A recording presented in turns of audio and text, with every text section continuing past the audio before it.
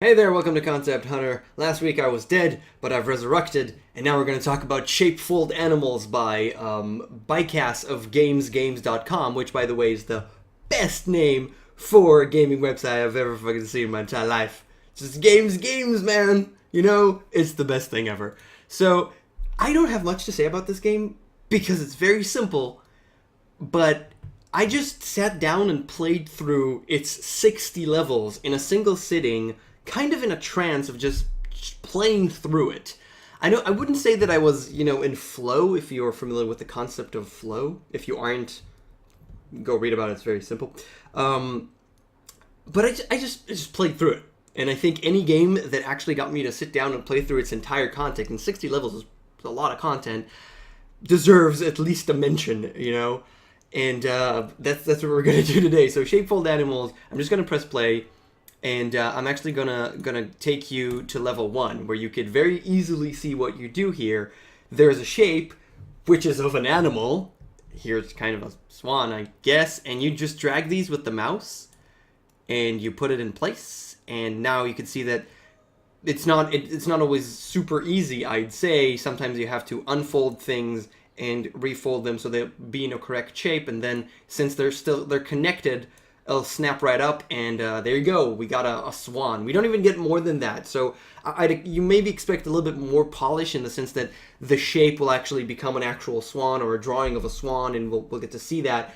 But it's not here, and it didn't really bother me. It was just the fact that the shape just connected. It was, you can think, you can understand what animal that is, and that's kind of okay. But it's also true that because you didn't do that thing, I guess pretty much any shape would be fine with me. It's not really a reward for the player to have that it's an animal or anything. It could be, though. That's what I'm trying to convey. If it was a little bit more detailed and you actually get an image of a swan in this case, then it would be a little bit more of a reward, and then you could really do more things with it than just random stuff, which kind of slightly feels like that. So yeah, in any case, that's just it. There's nothing more here. There's just 60 more levels of this. And although here I don't have a particularly large amount of things, as you can see, there just isn't a lot of things. This is a fish. It's pretty simple.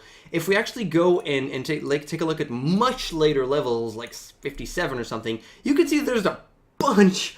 There's so many parts. But still, the game is not very difficult. You can see there you go. They became a little bit more a little darker, so that means that they're in the correct place. And it's even a very late level, I can finish it in a couple of seconds, just getting everything in place. And it's just, this will be, if I manage to get all of these in here, like so, kind of a little bit, yeah, there you go, and it's kind of done.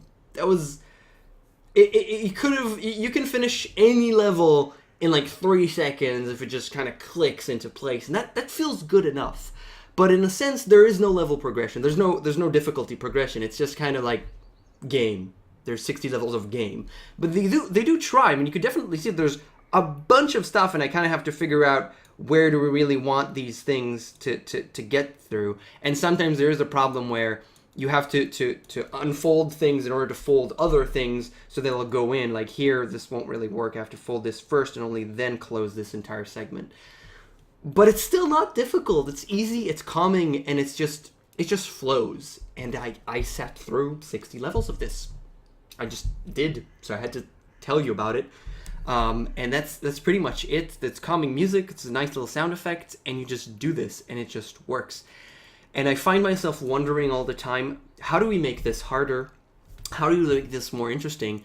And the biggest question, do I actually want to do that?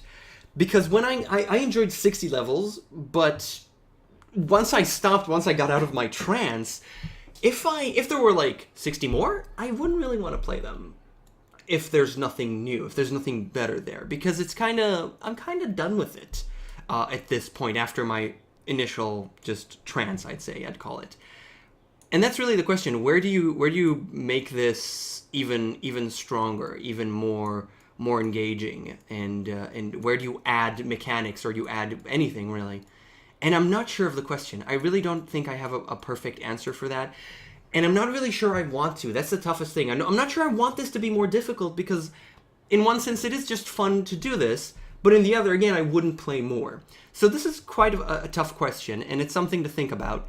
And I just really enjoyed this. Shapefold Animals by GamesGames.com, sponsored by A10, by Bytecast. So that's it. Thank you so much for watching, and I'll see you guys next time. Bye.